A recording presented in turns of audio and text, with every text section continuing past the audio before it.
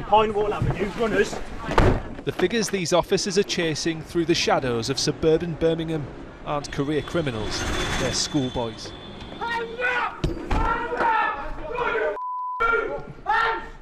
Hands up! You're a dangerous search! Do the section 1 apace! He's throwing something. This 14-year-old ran when he saw the police van we were travelling in. The reason why soon became clear.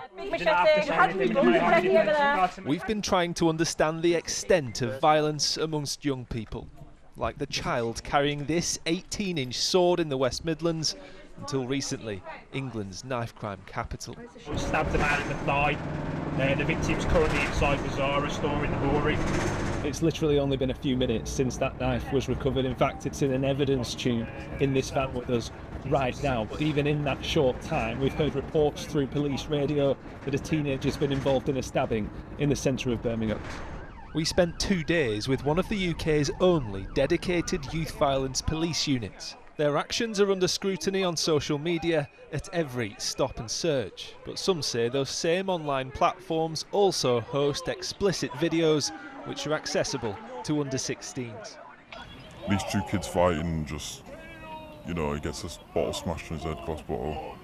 He starts bleeding lots. So where's this get shared? Snapchat, Instagram, just anything. And that's like a young girl getting beaten up? Yeah, and then loads of people just start joining in. Elsewhere in the country, in West Yorkshire, we met a group of teenagers who wanted to share what they're seeing online and in real life.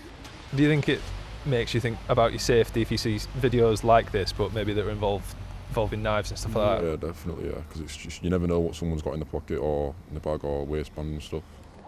One girl, who's 15, says those fears are based in reality. Are you aware of people that you know that have ever carried weapons? Yeah, many. I know so many people have.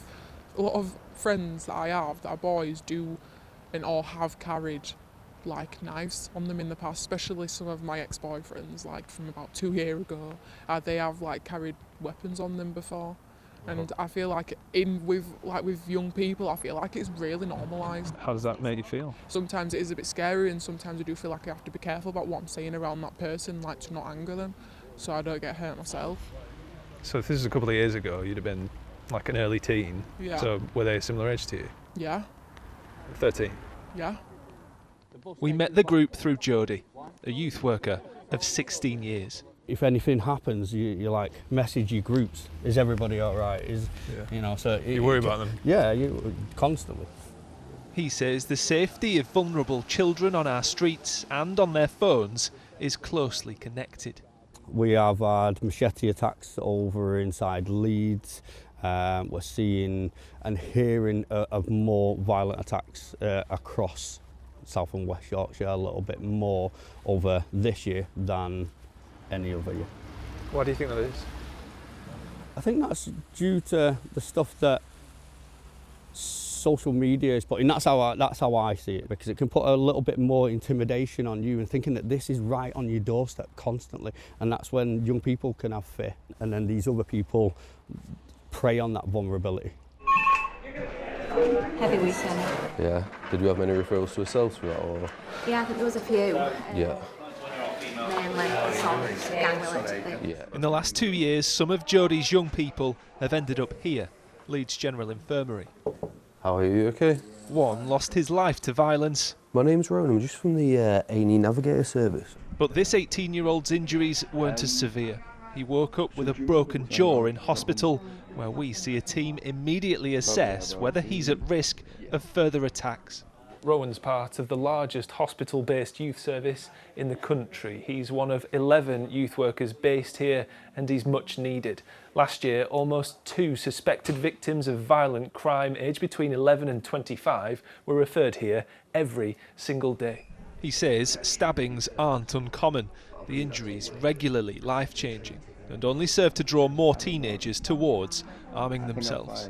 I think for a young person it is scary, so if that happens in the community, you hear about that happening, and then I think people start to think about how they may potentially be able to protect themselves from that situation. As a 15-year-old, potentially the immediate answer is to carry a weapon yourself. I think it takes a lot to kind of get a young person out of that situation, but I think it's sad because a lot of them do want to be out of that situation and kind of aware of the risks and what's going on. And I think for a lot of them, if you could wave a wand and get them out of it, they would. But life itself is a lot more complicated than that, unfortunately. Sometimes it feels like young people are cast as bad kids. Do you think it's just not as simple as that?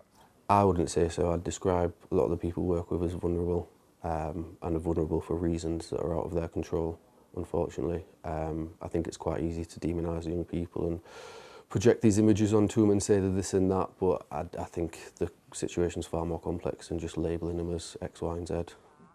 Before and after they've been discharged, Rowan's team speaks to potentially endangered young people and their families every week.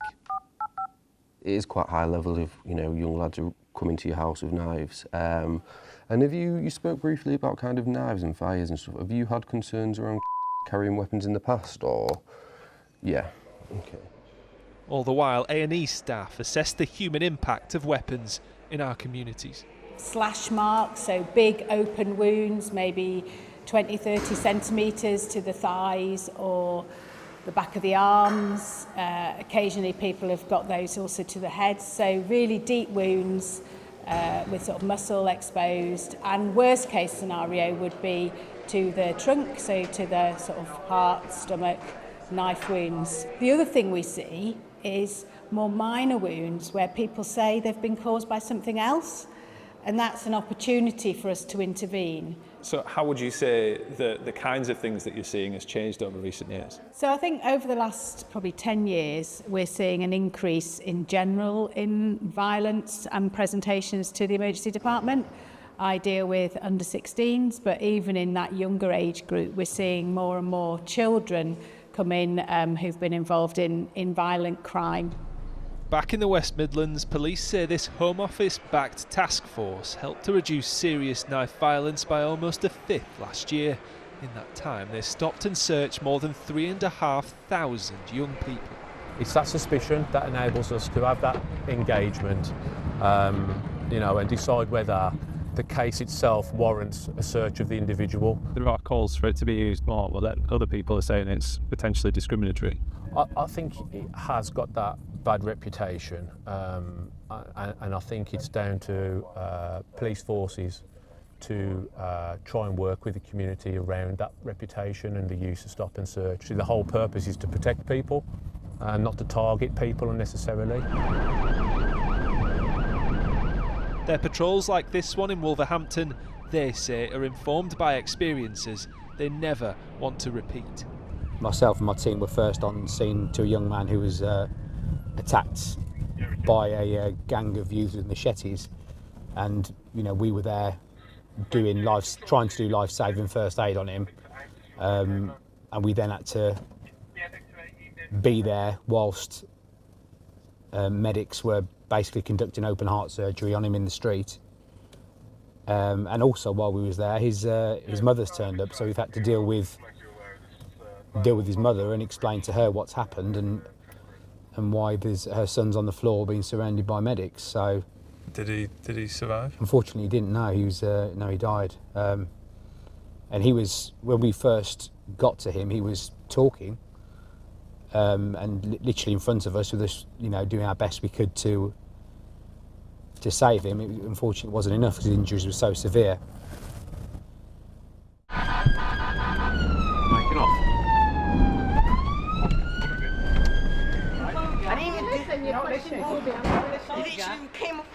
Can you explain why you ran from officers, mate? Because he did. I didn't know what to do. Okay. Well, just calm down there then. Well, what's going to happen at the moment is you're going to get searched in case you've got something on you shouldn't have. Okay? Police checks show some who've been stopped have been in care, others are known to have been exploited by County Line's drugs gangs. I didn't do anything wrong, I promise. Please unlock them. The ages of some of those who flee become instantly evident, though these officers have arrested children as young as 11 for carrying knives, forwarding hundreds onto rehabilitation services rather than custody. They are kids, they are children, There's vulnerabilities, there's exploitation, there's all kinds of things we have to consider in terms of safeguarding as well. But is it a bit of a sad state of affairs that you have to do this in the first place? We have to address what's in front of our eyes at the end of the day. This generation of young people have different challenges to when I was that age, and exploitation, vulnerabilities that they face, it's a real thing. And yes, we have to stamp down, we have to suppress violence and knife crime, and there has to be consequences to that. But at the same time, we have to really understand and work on the causational factors that will really help us reduce the issue in the longer term. Not there. They're still running then? Yeah, and I reckon they're carrying as well. For goodness sake. The 14-year-old boy police believe discarded this 18-inch katana was arrested for possession of an offensive weapon and possession with intent to supply Class B drugs. His suspected burner phone's still ringing. Makes it sound quite appealing for kids, doesn't it? But there are many more children answering the call to violence than we'd like to think. The work to remove the threat to and from a generation is testing society now like never before.